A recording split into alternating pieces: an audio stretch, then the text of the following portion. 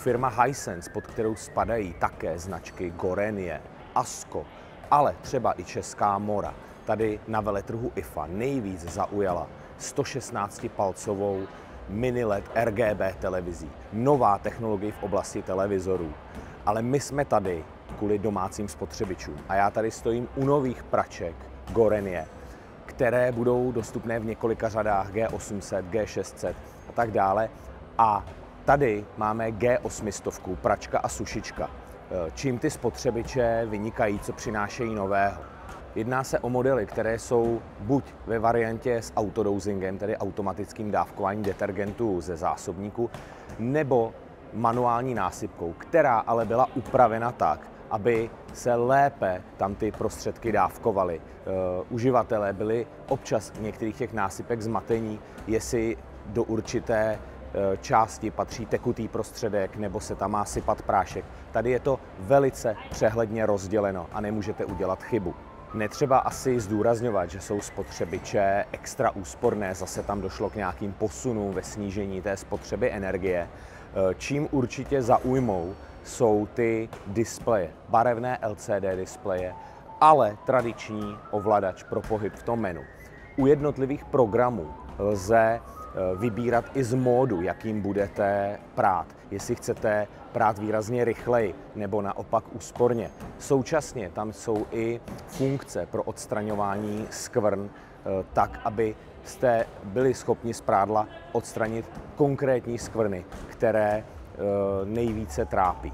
Ještě zajímavější je za mě sušička, protože ta obsahuje nový typ senzoru. Je tam přidaný senzor pro ještě důkladnější a přesnější měření zbytkové vlhkosti, zejména v prádle, které je silnější, jako jsou třeba nějaké péřové bundy, polštáře, deky a podobně. Tam ty sušičky často selhávají a nedokážou přesně tu zbytkovou vlhkost měřit. Tady je přidaný další senzor, který vyšle do obsahu toho bubnu elektrický impuls a díky tomu dokáže zjistit tu zbytkovou vlhkost i hluboko v tom oblečení nebo v té dece a podobně. Co určitě oceníte, je také systém Tangle Free, který zabraňuje tomu, aby se prádlo zamotávalo dohromady. Je to důležité, obzvlášť když perete větší kusy textilu, jako je třeba ložní prádlo, prostěradla nebo ručníky. Sušička je také velice šetrná k tomu prádlu, používá nižší teplotu a je tam snaha vlastně reflektovat to, že se snížily ty prací teploty v pračkách, tak, aby i ta péče v té sušičce o to prádlo byla co nejcitlivější. Asi nikoho nepřekvapí, že ta pračka s tou sušičkou jsou propojené, takže dokáže pračka předat sušičce informace o tom, co prala, kolik toho bylo, aby se ta sušička přizpůsobila už rovnou pro to následující sušení. Co ještě dodat? Konektivita samozřejmě i směrem do aplikace a možnost ovládání a kontroly spotřebiče na dálku. A kromě tady toho bílého provedení jsme tady samozřejmě zahlédli i to moderní trendy tmavé provedení, ať už jsou to na trhu černé nebo tmavě šedé spotřebiče. Druhou velkou novinkou, kterou zařazujeme do našeho výběru, jsou nové indukční desky Gorenie. A to v tom aktuálně velmi populárním matném provedení, kdy ten povrch je až 4krát odolnější proti poškrábání. Gorenie uvádí nové desky, které mají zcela skrytý ovládací panel. Ten se objeví pouze ve chvíli, kdy vy tu desku zapnete. Je tam tedy jenom jeden viditelný ovládací prvek pro zapnutí. Desky ale zaujmou i tím, že mají přednastavené programy, přesně řízené třeba pro rozpouštění čokolády, vaření těstovin, abyste je nepřevařili a podobně.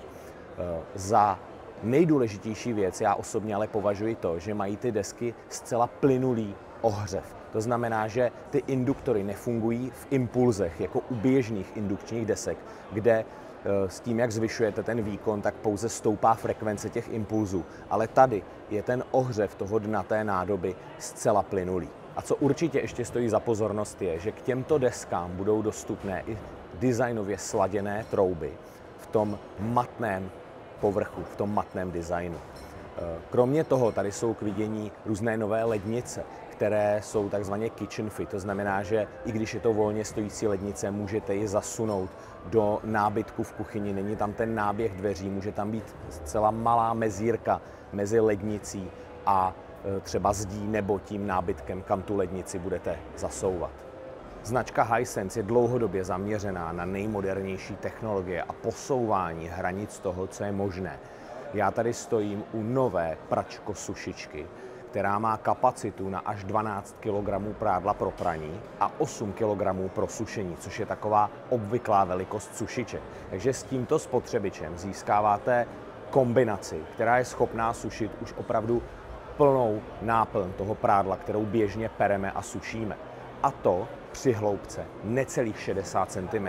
Ten spotřebič tedy není extra hluboký, ale lze ho umístit i v běžné domácnosti jako běžnou pračku a separátní sušičku. Ale tam, kde na tu separátní sušičku není místo.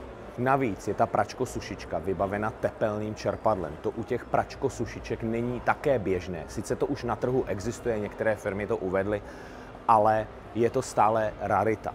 A díky tomu tepelnému čerpadlu je schopná ta sušička, respektive pračko-sušička, sušit prádlo jak úsporněji, tak při nižší teplotě, protože ty běžné pračko-sušičky používají topné těleso, které používá velmi vysokou teplotu pro sušení toho prádla. Tady je tedy to sušení šetrné.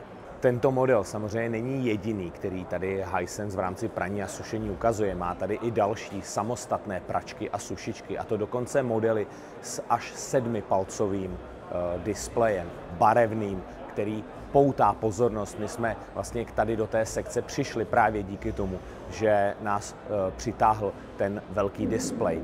A možná jste si v obraze všimli, že tady vedle je i taková dvojitá pračka. Je to podobné řešení, jaké představila na veletrhu firma Candy, která má ale tento produkt v jednom výrobku, tedy trojitou pračku. Tady máte pračku a tento modul se dá postavit nad to. V Česku to pravděpodobně nebude uvedeno na trh. Hisense platí dlouhodobě za specialistu na nadstandardní lednice, řekněme americké lednice, ale dnes se tomu říká různě čtyřdveřové French door a podobně. Já tady mám ledničku v trendy tmavším nerezu, to je jednoznačně dominující prvek napříč trhem domácích spotřebičů. A ten tmavší design se nedostal jenom do opláštění, ale také do interiéru té lednice. A nejenom co se týče kovové zadní stěny, ale i těch plastových částí uvnitř. Na výběr pochopitelně je x variant těchto lednic s různými typy těch dvířek, co se týče mrazáku, ať už je to jeden velký šuplík, dva šuplíky, nebo klasické rozdělení dvěma dvířky v mrazničce.